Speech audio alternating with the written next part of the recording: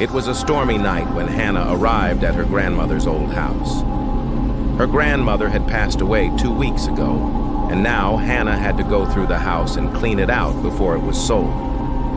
The house felt strange. It was quiet. Too quiet. The air was thick, as if something was waiting. Hannah stepped inside.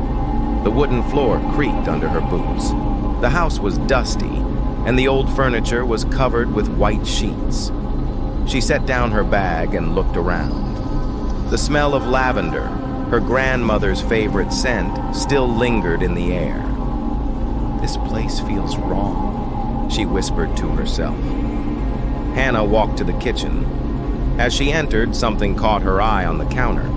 It was a photo frame of her grandmother holding her as a child, but something was strange. In the corner of the photo, a shadowy figure stood behind her grandmother. Hannah froze.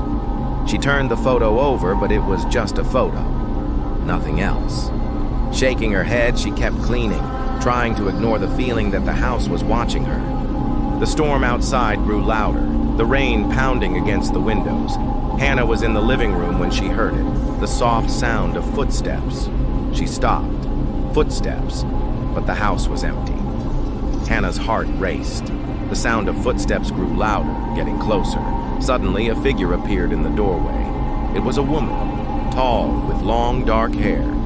She wore old-fashioned clothes, almost like something from another time. The woman looked like Hannah's grandmother, but something was wrong.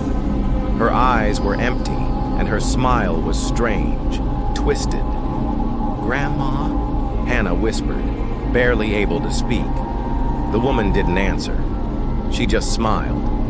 Slowly, she began to walk toward Hannah. Her steps were slow and eerie. Hannah stepped back, her voice shaking. "Grandma, please stop!"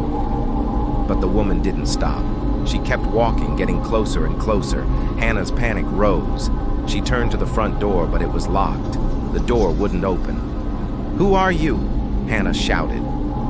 The woman's smile faded. She opened her mouth and her voice was cold, whispering, "I am the one who stayed behind." Hannah's heart sank. This wasn't her grandmother.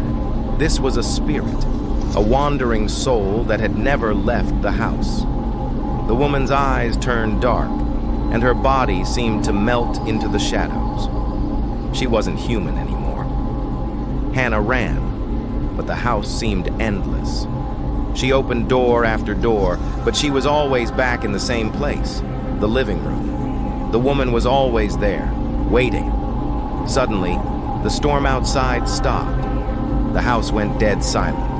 When Hannah turned around, the woman was gone. Shaking, she rushed to the front door and managed to force it open. She ran out into the night, her breath short and panicked. She ran to her car and drove away as fast as she could. As she drove, her phone buzzed. It was a message from her mother. "Did you find Grandma's old photo album? There's something in the back of the house you should check." Hannah's blood ran cold. The house had no photo album.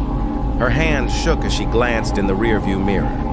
There, in the reflection, stood the same woman, staring at her from the back window. The house wasn't empty.